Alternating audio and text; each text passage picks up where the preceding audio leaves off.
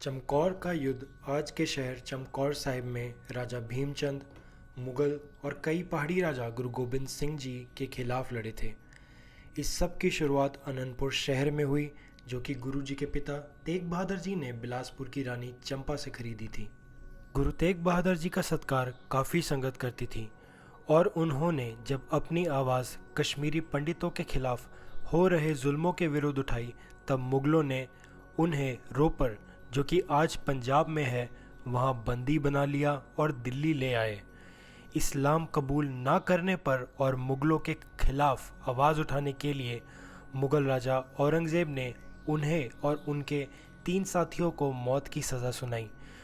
गुरुजी को दिल्ली के बाज़ार चांदनी चौक में सर कलम करके शहीद किया गया। उनकी याद में आज वहाँ गुरुद्वारा शीशगंज है। पिता तेग बहादुर की शहादत के समय गुरु गोबिंद सिंह जी की उम्र केवल 9 से 10 साल थी। ये कहा जाता है कि इस समय उन्होंने अनंतपुर साहिब की दीवारों की मजबूती और किलाबंदी की शुरुआत करी। वो चाहते थे कि आने वाले समय में सिख मुगलों से लड़ने के लिए तैयार रहें। अनंतपुर के करीब कई राजपूत राजा उनसे खार खाते थे और उन्होंने समय समय पर उनसे कई युद्ध भी किए, लेकिन मुगल और पहाड़ी राजा दोनों ही हमेशा मुंह की खाते रहे और कभी अनंतपुर की धरती पर कदम नहीं रख पाए। ये सारी जंगें जीतने के बाद भी गुरुजी ने कभी पहाड़ी राजा या मुगलों की 1 इंच ज़मीन पर भी कब्ज़ा नहीं किया।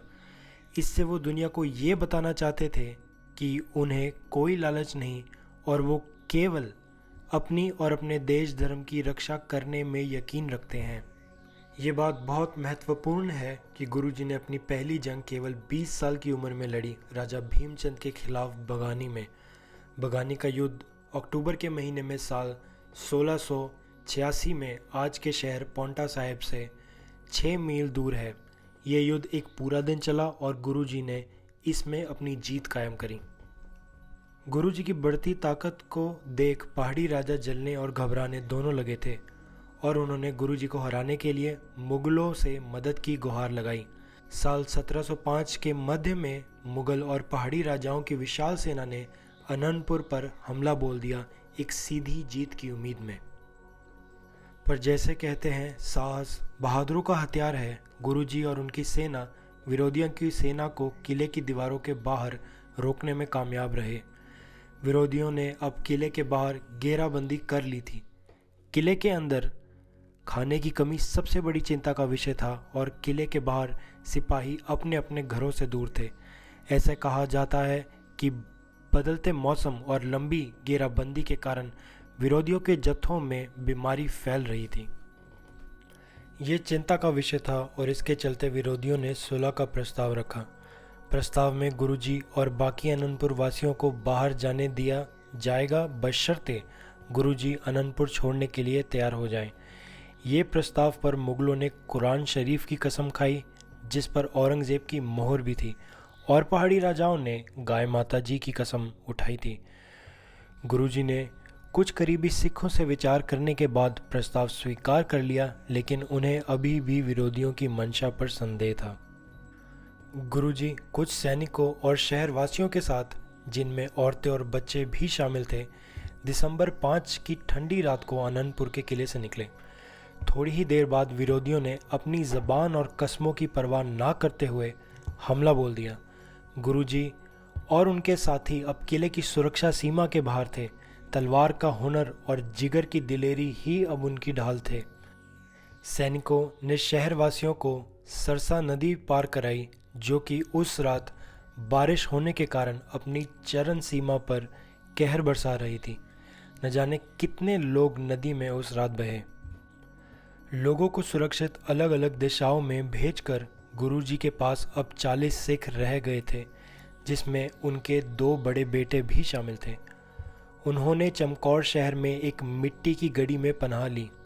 मुगलों को इस बात की खबर जल्द लग चुकी थी और उन्होंने गड़ी की घेराबंदी कर ली। ये गड़ी आज चमकौर शहर में है और इसकी खास बात यह है कि ये आसपास की ज़मीन के मुकाबले ऊंचाई पर स्थिर है।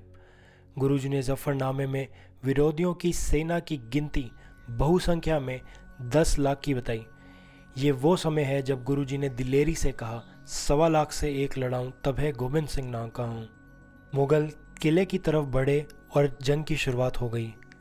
किले की ऊंचाई और तीखे तीरों के कारण मुगलों का खूब नुकसान हुआ। इस हमले में मुगलों के सेनापति नाहर खान की मौत सीने में तीर लगने से हुई और सेनापति गैरत खान की मौत किले पर चढ़ाई करने की कोशिश में हुई। गुरुजी और उनके साथियों की बहादुरी का गवाह इतिहास है, जिसमें उसका वर्णन सोने के शब्दों में कुछ इस तरह है कि जब जब गढ़ी के दरवाजे खुले तब तब 5 बहादुर सिख लाखों की गिनती में फौज का मुकाबला करने निकले थे। जंग के मैदान में शहादत प्राप्त करने से पहले एक एक सिख ने कई दुश्मनों को मौत के घाट उतारा था। इस लड़ाई में गुरुजी के दोनों बड़े पुत्र वीर गति को प्राप्त हुए। अंधकार अंधेरा हुआ और लड़ाई बंद हो गई अगले दिन के लिए। गुरुजी ने सुबह आप जंग के मैदान में उतरने का फैसला लिया। इस समय गुरुजी के 11 बचे सैनिकों ने आपस में सलाह करी कि गुरुजी को कैसे रोका जाए। तब उन्होंने गुरुजी को उनका दिया वचन याद दिलाया कि जब भी 5 प्यारे मिलके कोई फैसला लेंगे तो वो पंथ का फैसला होगा। ये प्रथा गुरुजी ने विसाखी के दिन खालसा पंथ की सिर्जना करते समय चलाई थी, जो कि उनकी लोकतांत्रिक विचारों को दर्शाता है। सिख जानते थे कि वो मिलकर एक गुरु को नहीं बना सकते, लेकिन गुरुजी खुद सैकड़ों सिख खड़े कर सकते हैं। इसी को मद्देनज़र रखते हुए उन्होंने गुरुजी को किले छोड़ने का फैसला दिया। अपनी बनाई लोकतांत्रिक प्रथा और दिए गए वचन के कारण गुरुजी के हाथ बंध गए और उनको ना चाहते हुए भी किला छोड़ना पड़ा। ये तय हुआ कि 3 सिख, भाई दया सिंह, भाई धर्म सिंह और भाई मान सिंह उनके साथ रात में किला छोड़ेंगे और बाकी सिंह किले में ही रहेंगे सुबह जंग लड़ने को। एक सिंह भाई संगत सिंह, जिनका शारीरिक ढांचा गुरुजी से मिलता था, गुरुजी की पोशाक पहनकर दुश्मनों की आंख में धूल झोंकने के लिए बैठ गए। वहां से निकलने से पहले गुरुजी ने 3 तालियां बजाई और दहाड़ लगाई कि पीर हिंद रवाद, यानी हिंद का पीर जा रहा है।